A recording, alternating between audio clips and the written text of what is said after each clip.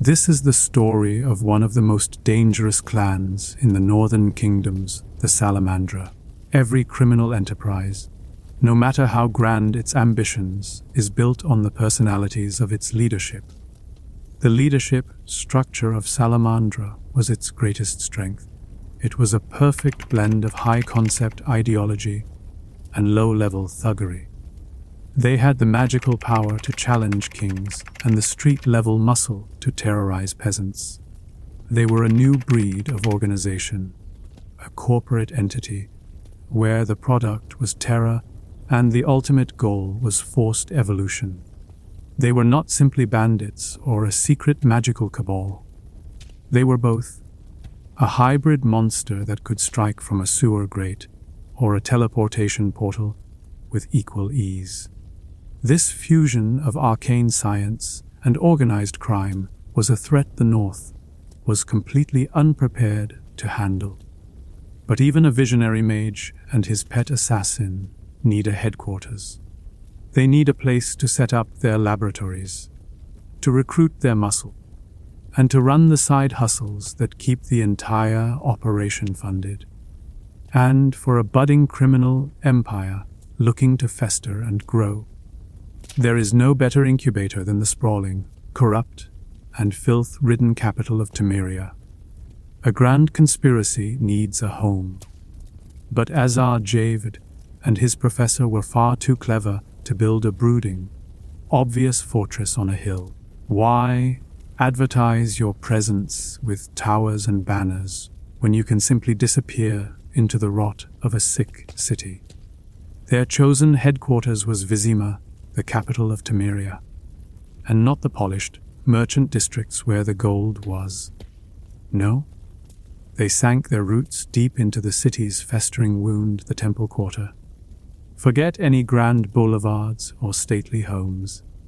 The Temple Quarter is a labyrinth of narrow, muddy streets slick with things you don't want to identify. Buildings lean on each other for support, their timbers dark with a permanent, greasy dampness. Welcome to the gutter. The air itself is a physical presence. It's a thick cocktail of coal smoke, cheap alcohol, rotting garbage, and the pervasive, cloying despair of thousands of people crammed together with no hope.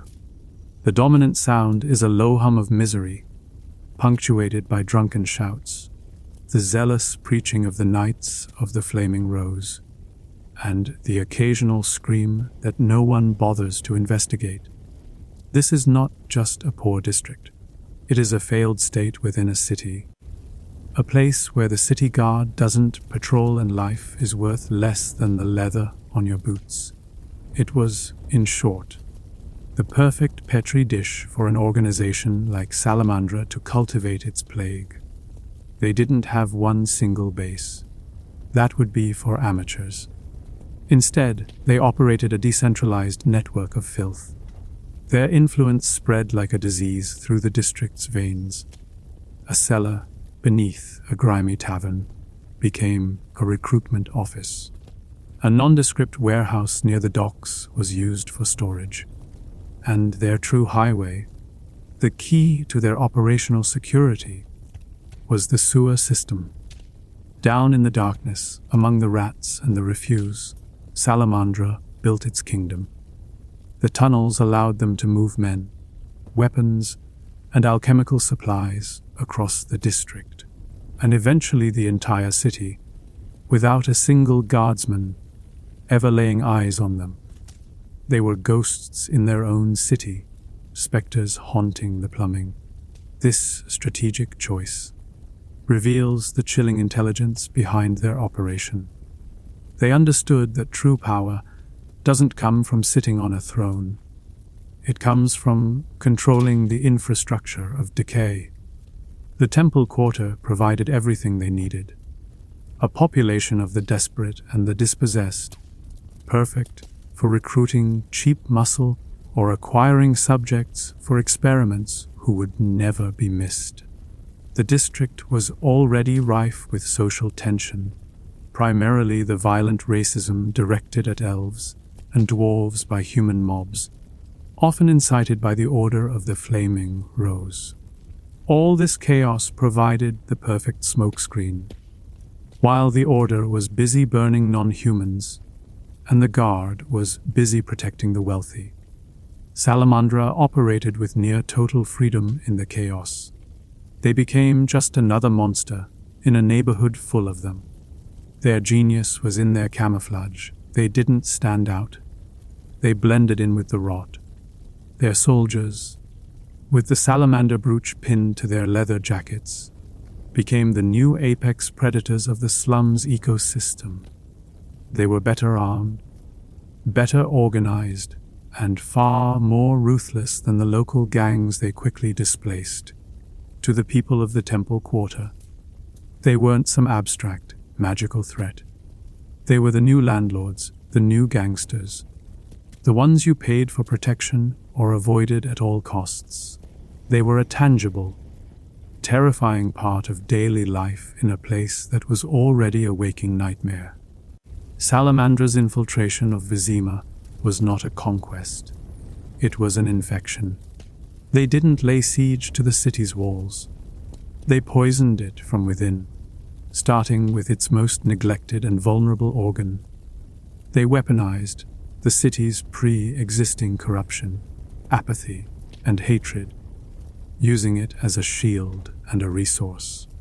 The legacy of their presence was turning a desperate slum into a fully functional terrorist staging ground, a cancer that was now deeply embedded in the capital's guts. The authorities couldn't just cut it out. The patient was too sick, and the disease was already part of the system. But this kind of operation is expensive. Secret sewer labs, a private army of thugs, and the finest assassin money can buy all have to be paid for. Magic and murder are costly professions. So, how did this visionary mage and his pragmatic killer fund their grand revolutionary project? They didn't start a charity or petition the king. They went into business for themselves. They became your friendly neighborhood drug lords. Their product of choice was a nasty, highly addictive white powder known as Fistek. It was the fuel for Vizima's engine of misery, and Salamandra quickly became its sole distributor. Fistek isn't a recreational substance. It's a weapon against the soul. The initial rush is one of pure, unadulterated euphoria. A feeling of power, of clarity, of being a god for a few fleeting moments. For the desperate factory worker, the dispossessed elf, or the traumatized guard, it's an irresistible escape from the grim reality of their lives. But the escape is a loan, and the interest rates are astronomical. The crash is a plunge into paranoia, anxiety, and a gnawing, physical craving that eclipses all other thoughts. Long-term use hollows you out, leaving behind a twitching, skeletal husk with sunken eyes and pale, clammy skin. The locals had a name for them: goals. A fitting term for people who were already eating themselves alive from the inside out. Salamandra didn't invent Fistek. Let's be clear. They just did what any good corporation does. They saw an existing market and optimized it with ruthless efficiency. They cornered the supply chain. Javed, with his profound alchemical knowledge, likely refined the formula, creating a purer, more potent, and therefore infinitely more addictive version of the drug. Quality control is so important, after all. They weren't just street dealers. They were manufacturers, distributors, and retailers all in one. A perfect, vertically integrated narcotics empire. Their business model was a thing of brutal beauty.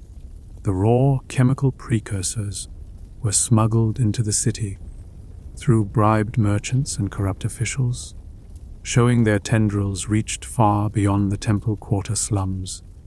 The manufacturing was done in secret. Mobile labs hidden deep within the sewer network, the chemical stench masked by the overwhelming stink of the city's waste. From there, The finished product was moved through those same tunnels to their various distribution points. Their network of street dealers, protected by Salamandra's heavily armed soldiers, pushed the product, while simultaneously eliminating any independent competition with extreme prejudice. They offered two career paths in Vizima's drug scene. You either worked for Salamandra, or you became a cautionary tale. But the Fistek trade was never just about the money. That was the genius of it. It was a tool of control, a chemical weapon deployed against the city's populace.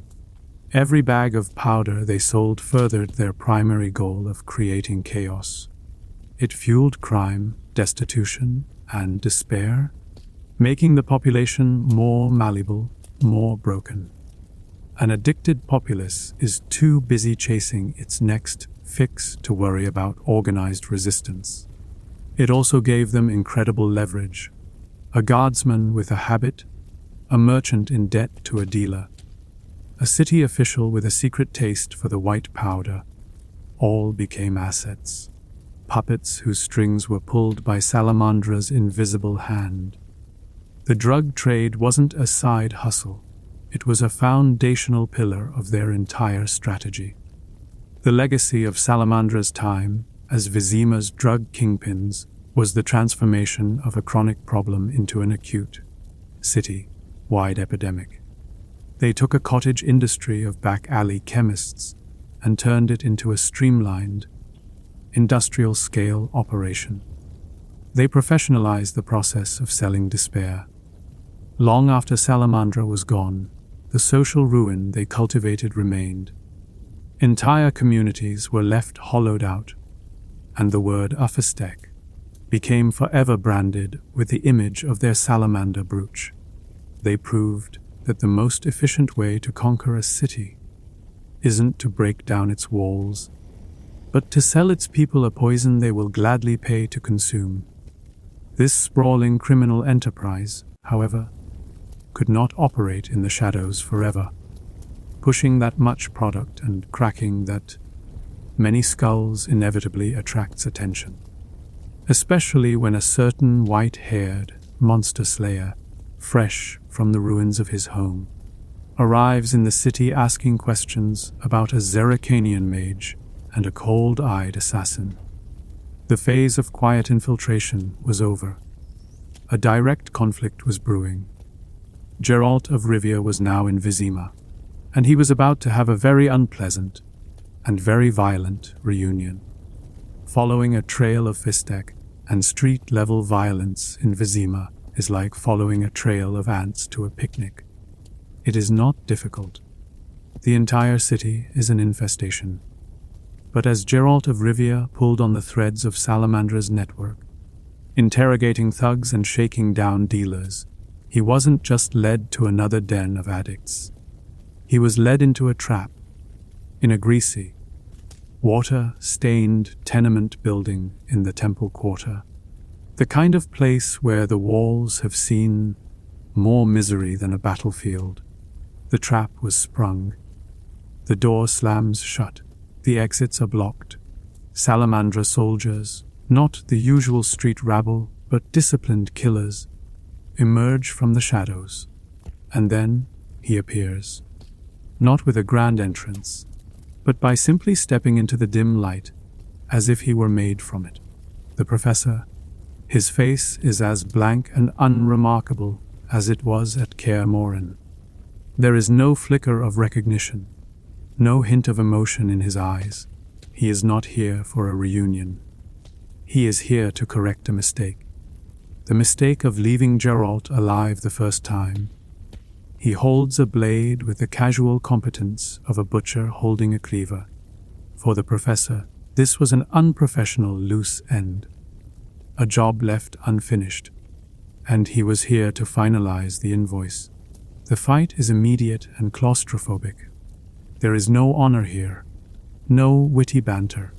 The professor's opening move is a blindingly fast thrust aimed at Geralt's throat, a strike meant to end the fight before it even begins.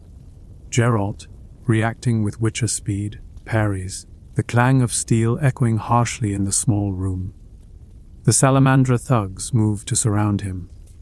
But this is the professor's show. He fights with a chilling, academic precision.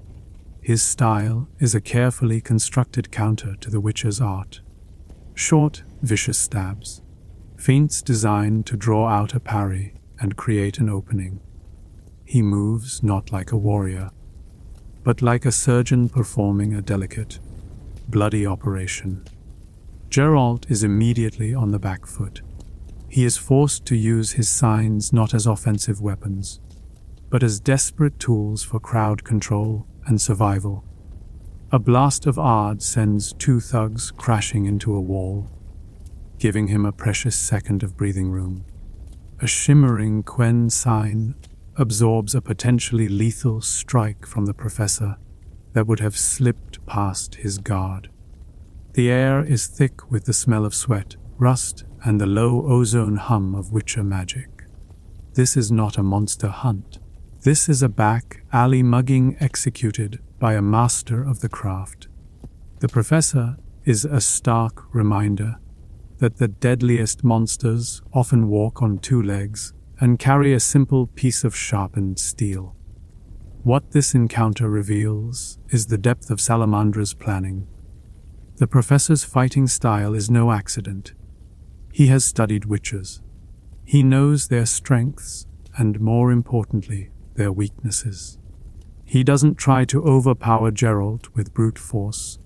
He tries to outmaneuver him with speed and surgical precision. He likely carries dust to throw in the eyes, or oils on his blade designed to hinder a witcher's enhanced senses. He is the embodiment of a prepared, human threat. A killer who relies on skill and intellect rather than monstrous size or magical power. But the professor is a pragmatist above all else. He is an assassin, not a martyr. As the fight drags on and Geralt, through sheer resilience and the use of his signs, begins to turn the tide, the professor makes a calculated decision. The cost-benefit analysis of this encounter has shifted. Killing Geralt now would be too difficult, too risky. So, he disengages, with a final, expertly placed slash that forces Geralt to dodge rather than counter. He uses the momentum to retreat, melting back into the Vizima shadows as his remaining thugs provide a final, disposable distraction. He does not flee in a panic. He makes a tactical withdrawal. His survival is more important than a single kill. There will be other opportunities. This brief, violent reunion is a watershed moment. It confirms for Geralt that the Ka Morhen attackers are here in Vizima, and they are organized. It establishes the cold, personal rivalry between the Witcher and the assassin. More importantly, it serves as a brutal lesson. Salamandra cannot be defeated by simply wading into their ranks with swords swinging. They are led by intelligent, prepared, and ruthless individuals. To beat them, Geralt has to become more than a monster slayer. He has to become an investigator, a spy, and he has to untangle this web before he can crush the spiders at its center. The professor's calculated escape proved that facing Salamandra's human element was deadly enough.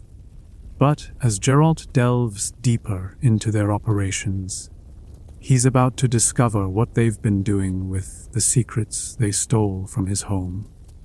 Down in those sewer laboratories, the stolen Witcher mutagens are not just sitting on a shelf.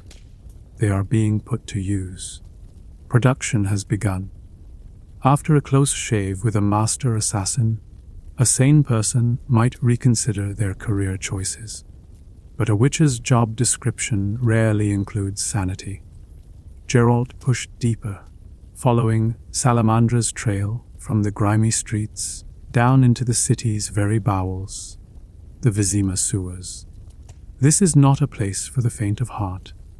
It is a subterranean hellscape of oppressive darkness, where the only light is the one you bring with you.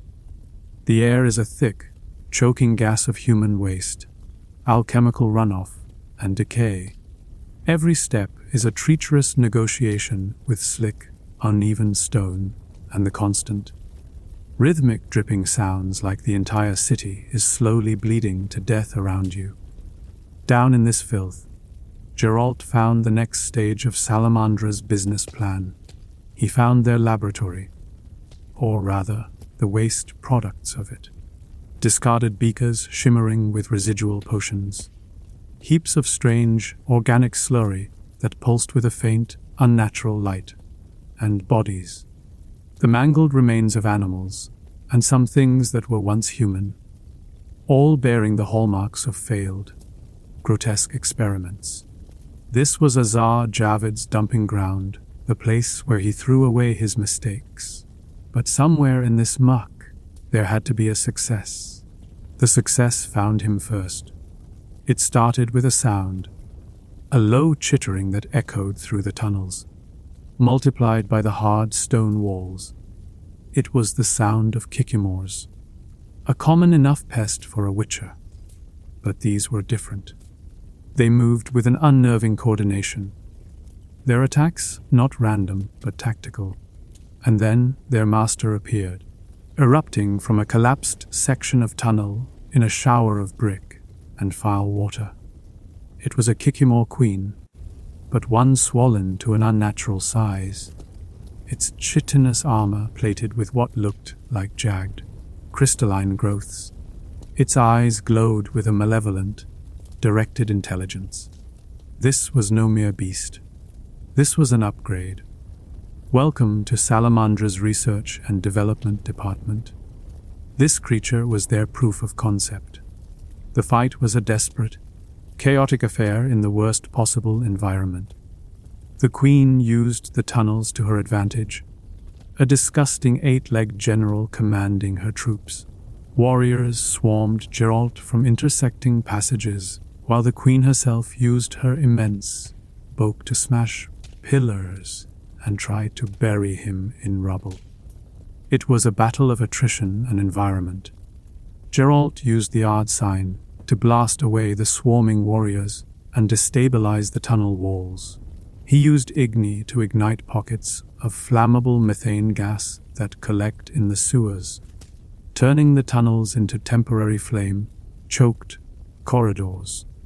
The air filled with the stench of burnt insect flesh, adding another layer to the already toxic perfume of the place. This creature was the terrifying realization of Javed's ambition. He had taken the stolen Witcher's secrets, knowledge intended to create enhanced human slayers of monsters, and perverted it. He wasn't trying to make more Witchers.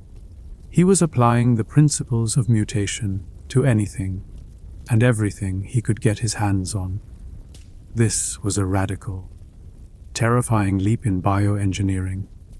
He wasn't following a recipe. He was writing his own cookbook of abominations. And this hyper-aggressive, tactically brilliant Kikimor queen was his first successful dish. It demonstrated that the science was sound. He could create bigger, stronger, and more lethal living weapons. Killing the queen was a victory, but a deeply unsettling one. Geralt's battle was not just with a monster, but with a piece of technology. This abomination was a manufactured product. The grim reality settled in. For every one of these horrors he managed to put down, how many more were gestating in some other hidden lab? The stolen secrets were not just being stored. They were in active production. The threat had escalated beyond a mere criminal conspiracy dealing in drugs and murder. Salamandra was now a confirmed bio-terrorist organization, actively breeding monsters beneath the feet of an unsuspecting populace. The legacy of this sewer battle is the confirmation of Geralt's worst fears. It is the point of no return. Azar Javed is not a theoretical madman, he is a successful one. His monstrous experiments work, and the Kikimor Queen was the first dividend on his investment in the Kaer Morhen heist. The creature's death was less an end and more a beginning, a single data point proving the horrific potential of Salamandra's science. Creating monsters is a messy, resource-intensive business. To operate on this scale, to secure the materials for both Fistek and mutagenic experiments, Salamandra needed more than just a sewer network. To truly flourish, it needs a protector, a powerful entity that can provide cover, legitimacy, and turn a blind eye. Salamandra found its perfect, if unlikely, partner in the dominant power of Vizima's slums, the Order of the Flaming Rose. These were not your storybook knights in shining armor. They were a militant, religious order, a legion of fanatics, dedicated to the worship of the eternal fire. You could see them everywhere in the temple quarter, their clean white tabards adorned with a fiery rose standing in stark, almost obscene contrast to the filth they patrolled. They moved with an ironclad certainty, their eyes burning with the conviction of true believers. Their mission, as they would tell it, was to bring order and light to the city's darkest corners. Their methods, however, were less than holy.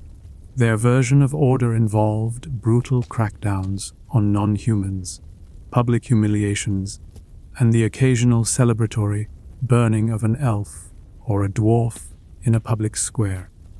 They were a sanctimonious street gang with better armor and a divine mandate. The air around their headquarters often carried the faint, sweet smell of burning wood, and sometimes something else. They preached of peace and justice, while their primary contribution to civic life was inciting race riots and terrorizing the vulnerable. Congratulations, you've been saved. Please do not resist. This, then, was Salamandra's ally. At first glance, the partnership seems absurd. A secret society of mages and assassins colluding with a public order of holy knights. But in the twisted ecosystem of Vizima, it was a relationship of perfect symbiosis. Each organization provided something the other desperately needed. For Salamandra, the order was the perfect smokescreen, while the knights were busy busting down the doors of elven families in the ghetto. No one in the city guard was paying any attention to the strange alchemical shipments arriving at the docks. The constant chaos stirred up by the Order's pogroms was the ideal cover for Javid's experiments and the Professor's wet work. The Order effectively became the district's police force, a police force that was conveniently on Salamandra's payroll. In return, Salamandra offered the Order plausible deniability and specialized services. When the Order needed to intimidate a rival or eliminate a political obstacle, without getting their own white robes dirty, the Professor and his men were the perfect subcontractors. More importantly, Salamandra's Fistek empire served the Order's goals. The drug trade rotted the non-human communities from within, making them easier for the Order to control and subjugate. It was a brilliant, cynical strategy. The Grand Master of the Order, a charismatic and deeply unsettling man named Jax de Aldersberg, wasn't a fool. He saw Salamandra for what they were: a useful, powerful, and ultimately disposable tool to further his own ambitions of seizing control of the city. He used the chaos they created as a justification for his own power grab, presenting his Order as the only solution to a crisis he was secretly helping to orchestrate. It was a partnership of mutual exploitation, a joint venture between two predators hunting in the same territory. Azar Javed, in his supreme arrogance, likely believed he was manipulating the zealots for his own ends. The Grand Master, with a far more subtle and patient form of megalomania, knew he was the one holding the leash. They were both using each other, and the city of Vizima was caught in the middle of their devastating game. The knight and the gangster were two sides of the same corrupt coin. The legacy of this unholy alliance was the creation of a perfect, self-sustaining cycle of urban decay. Salamandra's crimes gave the Order a reason to exist, a monster to fight. And the Order's brutal, divisive tactics created the perfect environment of fear and chaos for Salamandra's criminal empire to thrive. Together, they dragged Vizima to the absolute brink, blurring the lines between crime, law, and faith until the words had no meaning left. They were a two-headed beast, and both of its mouths fed on the city's pain. With the protection of a militant order and a river of fistek money flowing into their coffers, Salamandra's influence began to metastasize. They were no longer just a slum-based gang. Their tendrils started to creep upwards, out of the sewers and into the halls of power. An organization that controls the streets and enjoys the protection of a holy army is powerful. But an organization that controls the city's bureaucracy is untouchable. As Geralt untangled the threads of the conspiracy, he found they led him out of the stench of the temple quarter and into the perfumed, but no less rotten, halls of power. His hunt moved from back alleys to merchant villas and the cold, stone corridors of the Vizima town hall. The monsters here were different. They wore fine silks instead of chitinous armor, and their weapons were signed contracts and sealed whispers. The investigation became a slow, grinding war of information. It was a world of shifty eyes and forced smiles. A world where a casual question in a tavern could get you a knife in the ribs later that night. Geralt found himself navigating a swamp of polite society, meeting with influential merchants and minor city officials, every one of them a potential suspect, informant, or executioner. He discovered that a ledger showing a discrepancy in warehouse shipments was more dangerous than a gull's claw. He learned that the most powerful Witcher sign in this world was not Igni or Ard, but the leverage of a well-placed piece of blackmail. Congratulations, Geralt. You've graduated from monster slaying to espionage. The pay is worse. Salamandra's influence was a masterclass in systemic corruption. It was a three-pronged attack. First, there were the bribes. The fistek money flowed upwards, a river of silver greasing the palms of the right people. A city guard captain was paid to ensure his patrols never went down a certain street. A port authority official was paid to misfile the paperwork for a shipment of suspicious chemical precursors. It was simple, clean, and brutally effective. It brought silence and cooperation, turning the city's own systems into a shield for their operations. Second, for those with morals too strong or prices too high, there was blackmail. Salamandra, with its network of spies and thugs, was an efficient machine for digging up dirt. The noble with a gambling debt, the merchant cheating on his wife, the politician with a history of corruption. Everyone had a secret, and Salamandra was more than happy to hold it for them, at a very reasonable rate of absolute, unwavering obedience. These compromised individuals became Salamandra's puppets in positions of power, forced to vote a certain way, dismiss an investigation, or provide sensitive information, all to keep their own comfortable lives from imploding. Finally, and perhaps most disturbingly, there was willing collaboration. Some of Vizima's elite were not victims of bribery or blackmail. They were investors. They saw the chaos, the shifting power dynamics, and the river of fistek money, and they wanted a piece of the action. These were respected members of the community who actively partnered with a terrorist organization for personal profit. They saw Salamandra not as a threat, but as a business opportunity, the new rising stock in a city going bankrupt. This revealed the true depth of the city's sickness. The rot wasn't just in the foundation, it had reached the gilded rafters. This web of corruption created a nightmare for Geralt. Every lead seemed to circle back to a dead end, blocked by a bought official or a terrified witness. The city's entire administrative body was paralyzed, unable and unwilling to fight the cancer that was growing within it. Key figures who should have been Geralt's allies were actively working against him, sabotaging his investigation from the inside to protect themselves or their new business partners. Salamandra had not just infiltrated Vizima. They had become a part of its civic infrastructure. The legacy of this widespread corruption was a government that had become an accessory to its own destruction. Salamandra had weaponized the city's greed and hypocrisy, turning the very people sworn to protect Vizima into its gatekeepers. They proved that you don't need an army to capture a city when you can simply purchase its soul, one official at a time. The rot was so deep that cutting out Salamandra would mean cutting out a piece of the government itself.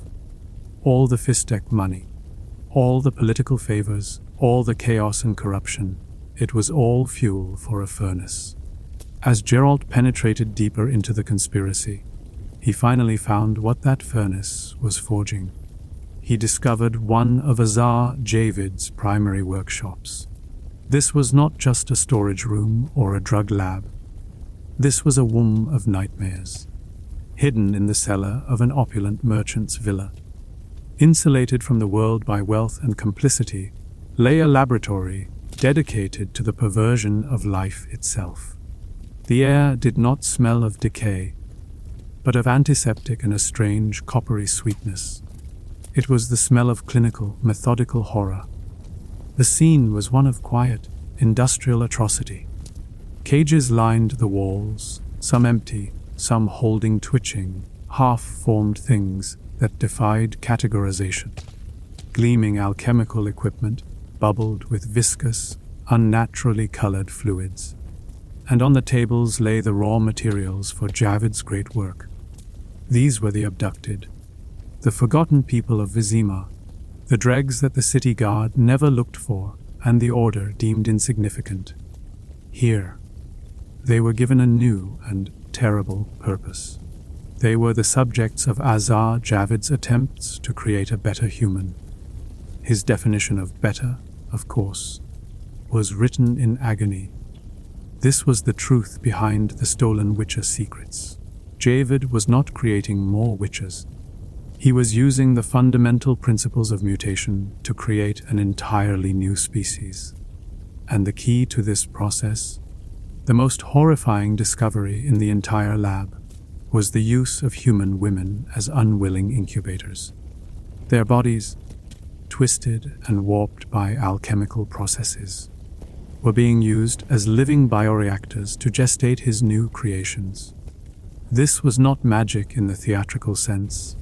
It was a grotesque and intimate violation of biology, a scientific process utterly devoid of morality. The jaded lore master's usual cynicism falters here. There is no dark humor to be found in a room like this. There is only a cold, silent rage at the sheer, calculated cruelty of it all. And then Geralt saw the results, the successful prototypes. These were the Salamander's brood, hulking, armored humanoids, born from those tormented wombs. They were larger than men, their skin thick and tough as leather, their limbs disproportionate and built for brute force. Their eyes, unlike the golden cat eyes of a witcher, burned with a dull, red light. It was not the light of intelligence or even animal cunning. It was the light of pure, programmed rage and pain. They were living weapons, slave soldiers born into a world of agony and bred for nothing but violence. They were everything a witcher was not: mindless, artless, and utterly without a soul. This was Salamandra's endgame. Azar Javed, and the true master behind him, believed that humanity as it existed was weak, flawed, and doomed to be wiped out by prophecies of ice and fire. Their solution was not to save humanity, but to replace it. To force evolution, creating a new race of mutants, a salamander's brood that would be strong enough to survive the coming apocalypse, and, of course, be completely subservient to their creators. It was a plan born of cosmic arrogance and a complete disregard for the concept of life itself. Every cage, every screaming subject, every monstrous success was a step towards a new world order built on a foundation of manufactured slaves. The discovery of this laboratory changed everything. It crystallized the nature of the threat. Salamandra was not just a crime syndicate or a political conspiracy. It was a death cult with a god complex, engaged in a program of systematic, eugenic horror.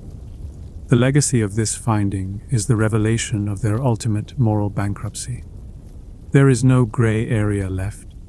There is no room for political negotiation or compromise. An organization that uses living people as flesh forges for monsters cannot be reasoned with. It can only be destroyed.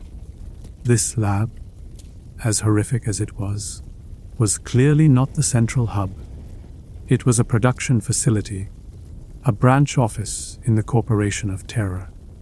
To stop the brood from being born, Geralt had to find the source. The trail of chemical waste and corrupted flora led Geralt out of the city of Vizima and into the swamps. This is a place the world has tried to forget. A sprawling, fated wetland where the air is so thick with moisture and fog that you feel like you're breathing water. Gnarled, moss-covered trees claw at the sky, and the stagnant water conceals things best left undisturbed. The swamp is a place of natural decay, of life and death locked in a constant, slow, and damp embrace. It was the perfect place, then, to hide a truly unnatural operation. No one would question strange smells here, and the fog was excellent at muffling screams. Deep within the mire, built upon and within the ancient, crumbling ruins of an elven palace, Geralt found it. The heart of the beast, Azar Javed's primary laboratory. The choice of location was a statement of profound arrogance. To build his factory of forced evolution on the bones of a fallen, elder civilization was the ultimate act of contempt. It was a clear declaration that his new world would be built directly on top of the grave of the old one. The air here was a nauseating mix of the swamp's natural rot and the sharp, sterile sting of alchemical regions. This was no simple cave or cellar. It was a sophisticated, multi-level facility, a perverse fusion of ancient elven architecture and cutting-edge magical science. The fighting started immediately. The guards here were not human thugs. They were the elite of Salamandra's brood, the perfected models. They were faster, stronger, and fought with a brutal coordination that spoke of rigorous, painful training. This was the culmination of Javed's work, a squad of living super soldiers defending their creator. And at the center of this web, observing the battle from a raised platform with the detached curiosity of a scientist watching his specimens interact, was Azar Javed himself. The confrontation was inevitable. This was not a tactical retreat for either side. It was a direct assault on the enemy's headquarters. As Geralt cut his way through the mutant guard, Javed finally entered the fray. Here, in his own seat of power, his magic was amplified. The air crackled with raw energy. He threw bolts of force that could shatter ancient stone, summoned illusions to confuse and misdirect, and protected himself with shields that shimmered with an almost impenetrable light.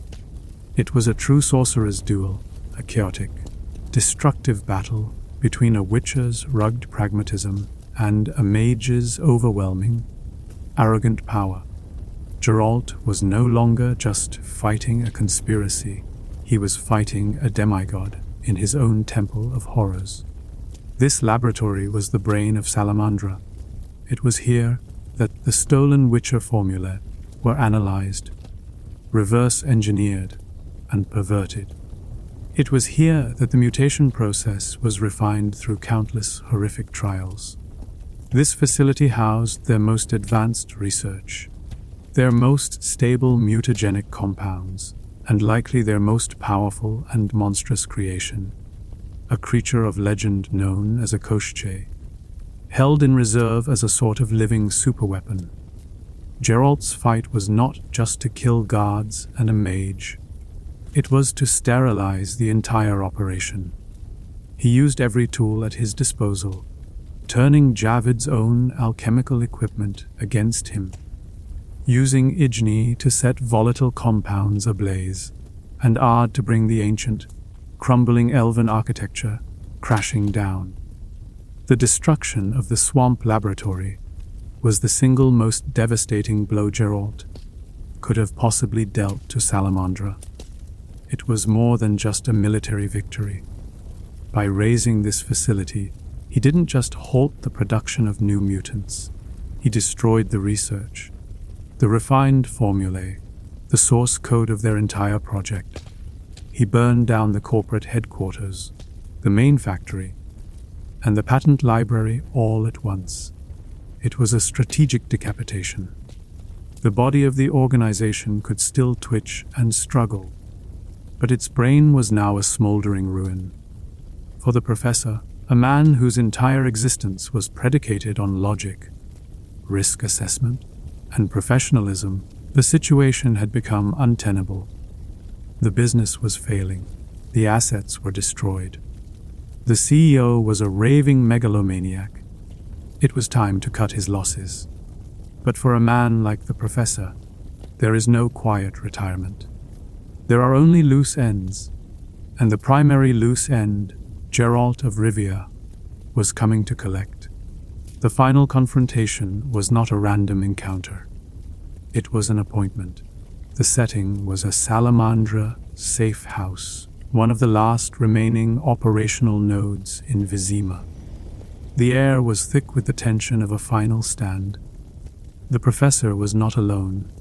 A few of his most loyal, or perhaps just most desperate, thugs remained, but the swagger was gone. The cold confidence had been replaced by the grim focus of a cornered animal. When Geralt entered, there was no surprise, only a weary, fatalistic acceptance. The time for contracts and negotiations was over. This was the final audit. Their duel was a brutal culmination of their rivalry. It was faster, more vicious than their first encounter. The professor's calculated precision was still there, but it was now sharpened by desperation. He used every dirty trick in his arsenal. Dust thrown in the eyes, a poisoned blade, a feint that led not to a strike but to a kick at the knee. He was no longer a surgeon. He was a butcher trying to stave off the inevitable. But Geralt had learned. He knew the rhythm of the professor's attack, the logic of his movements. The Witcher met the assassin's desperate pragmatism with cold, relentless force. Steel rang on steel, a frantic, percussive rhythm in the quiet room. The end was not dramatic. It was not glorious. In a flurry of movement, Geralt broke through the professor's guard. There was a moment, a split second, where the assassin's notoriously blank eyes might have shown a flicker of surprise, a crack in the professional facade, the realization of a fatal miscalculation. Then the Witcher's blade struck home. There was a wet, final sound. The professor staggered back, his hands going to the wound not in a gesture of defiance, but in one of simple, biological shock. He fell. He did not deliver a final, pithy quote. He did not reveal a tragic backstory.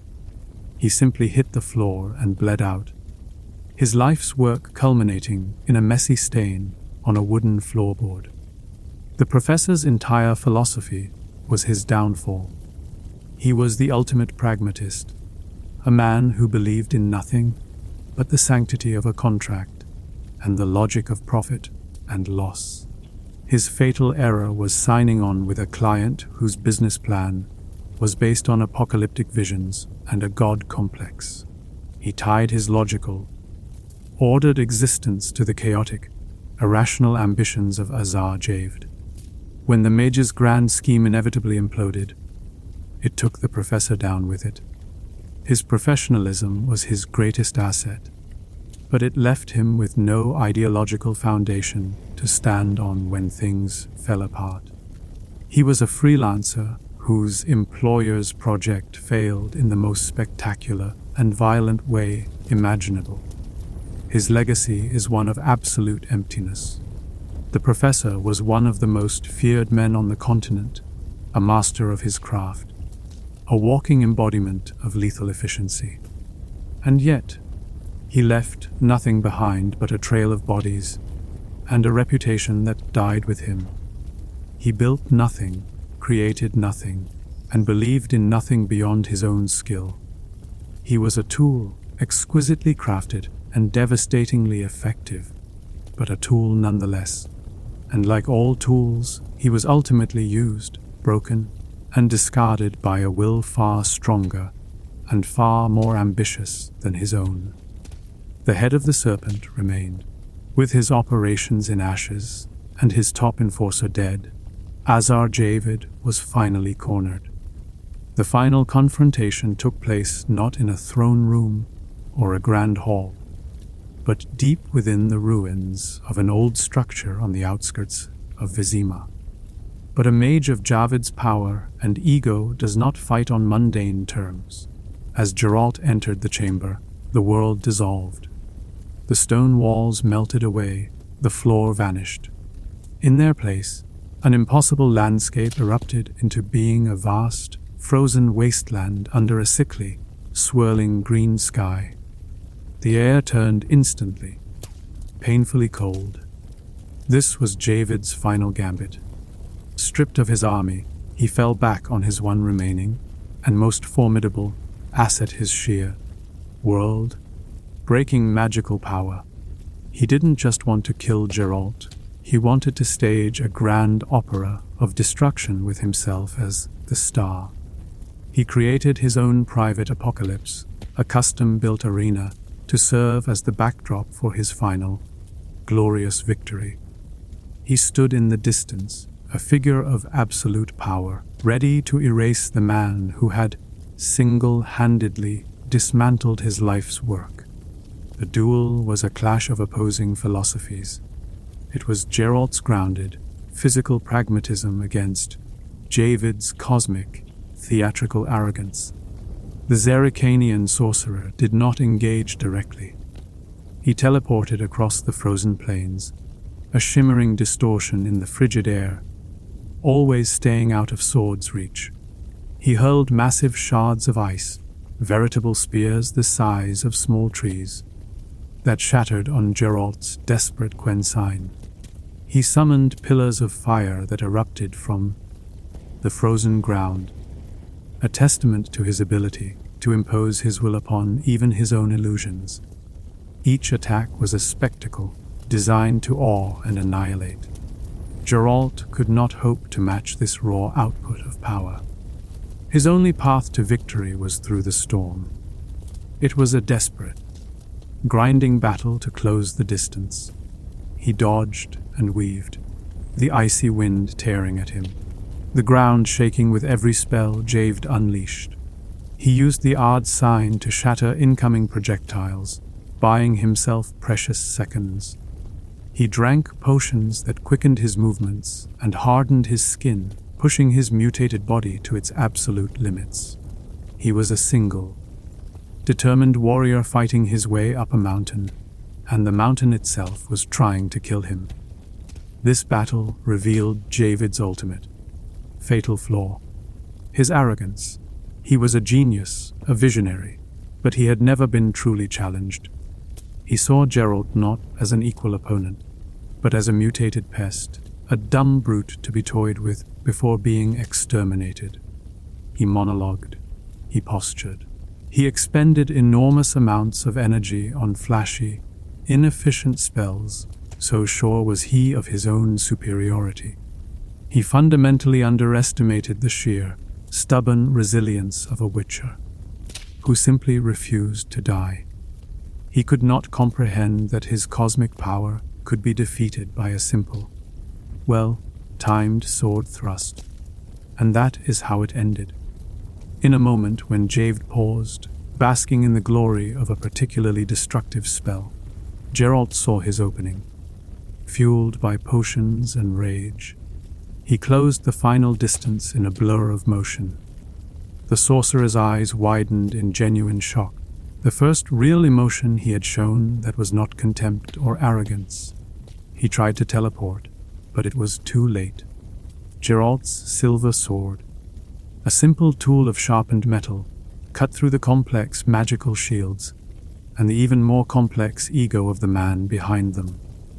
Azar Javid, the magical revolutionary, the man who would remake the world, fell to his knees in the snow of his own imaginary wasteland.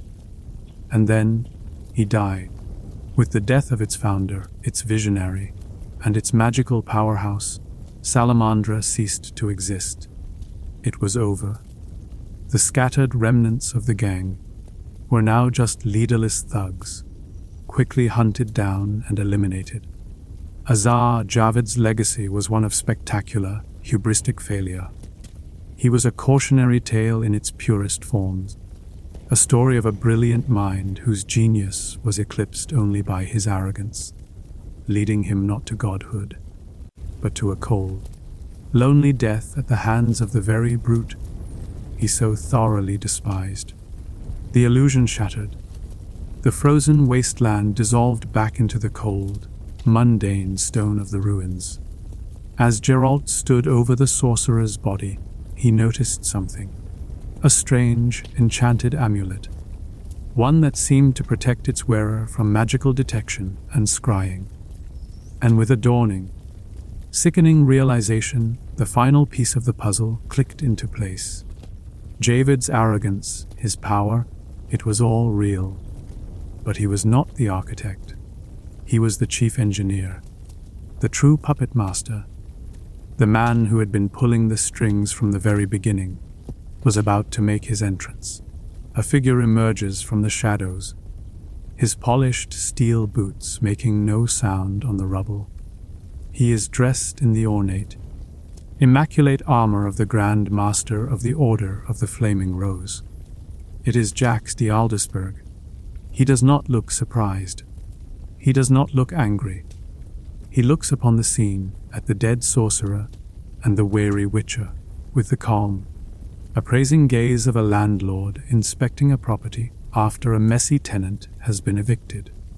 And so, the curtain falls on Act 2. Enter the writer, director, and producer of the entire bloody play. Jax did not come to fight. Not yet. He came to explain. In a voice that was not loud, but carried the absolute weight of unshakable conviction.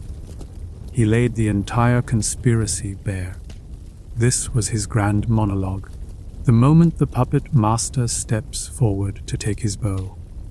He revealed that Azar Javid, the arrogant sorcerer who saw himself as a god in the making, was little more than a high-ranking employee, a brilliant, but ultimately subordinate, chief of research and development.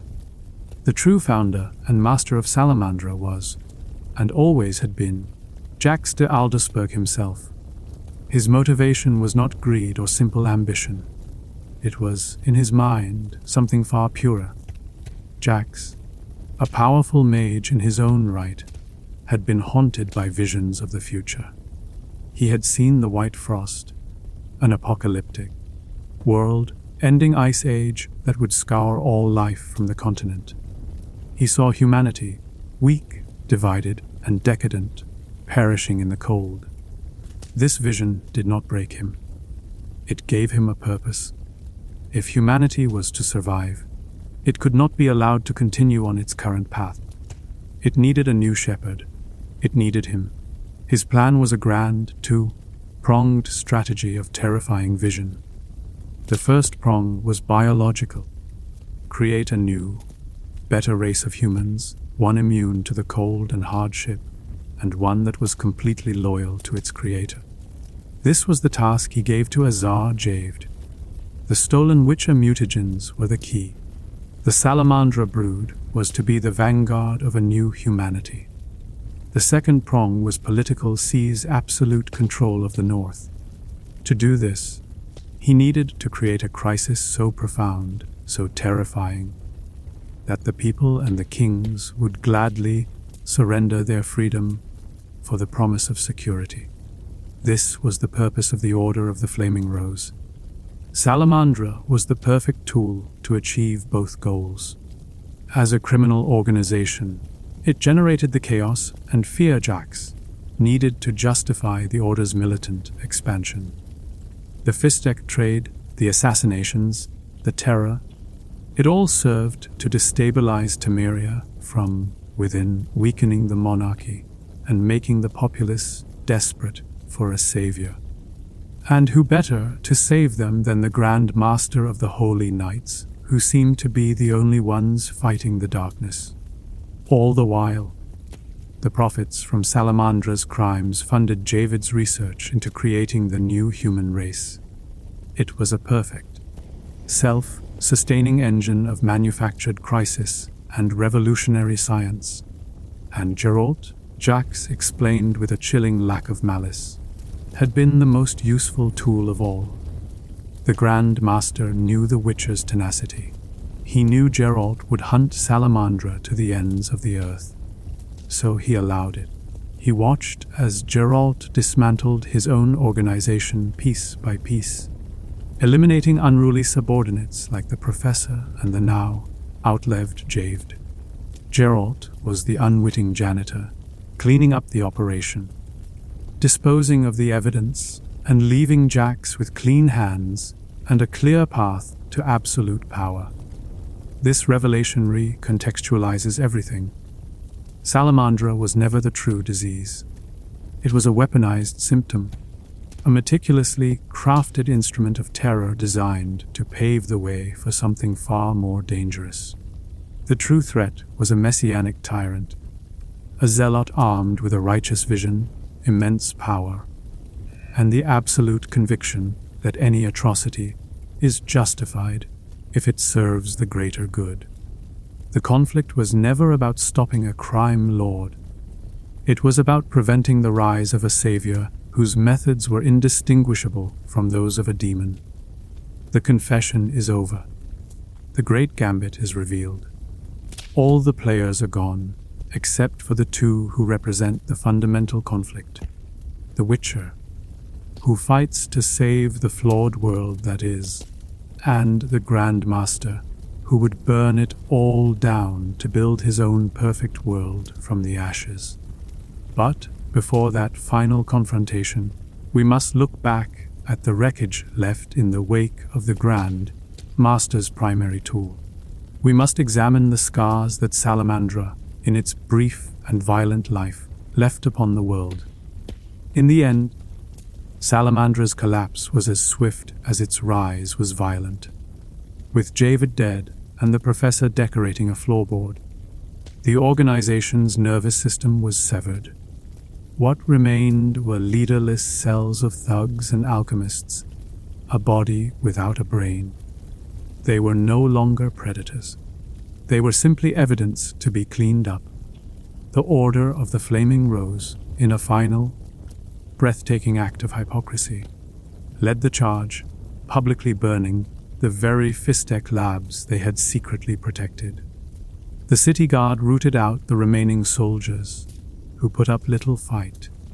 The intimidating salamander brooch, once a symbol of fear and power, became a death warrant, and so the great Salamandra conspiracy ended, not with a world-changing cataclysm, but with the pathetic whimper of a failed enterprise being liquidated. They were, for a time, the architects of Vizima's nightmares, the boogeymen whispered about in every tavern and dark alley. But history is a cruel and efficient editor. Their grand ambitions, their monstrous creations, their web of corruption, all of it was relegated to a bloody footnote in the story of a much more significant villain. They were the storm before the hurricane, a violent but ultimately temporary phenomenon. Their political legacy, however, was profound and undeniable. In this, they were a spectacular success. Their campaign of terror achieved exactly what the Grand Master intended. They destabilized the Temerian government, eroded faith in the monarchy, and created a power vacuum that the Order of the Flaming Rose was perfectly positioned to fill.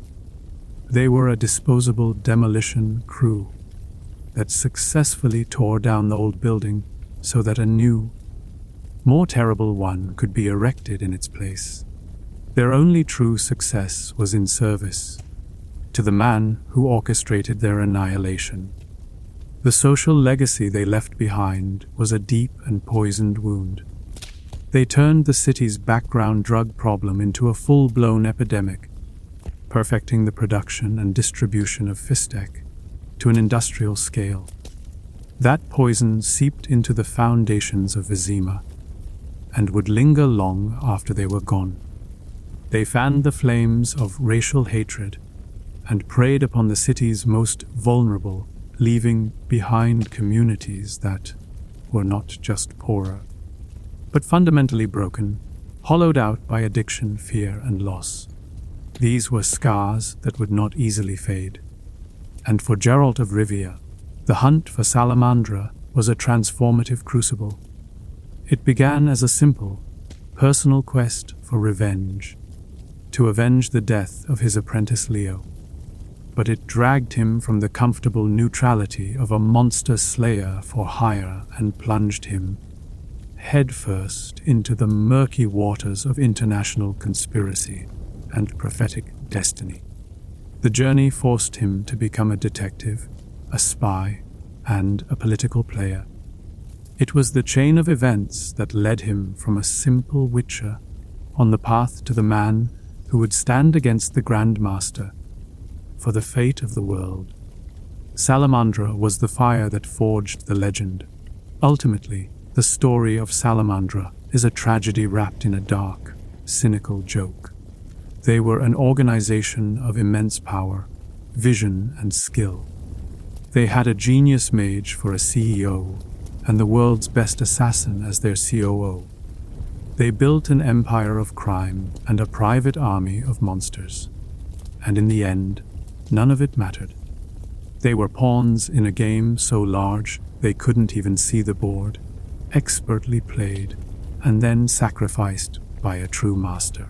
They are a grim testament to a fundamental truth of this world: power is fleeting, ambition is a trap, and even the most fearsome monster can be nothing more than someone else's tool.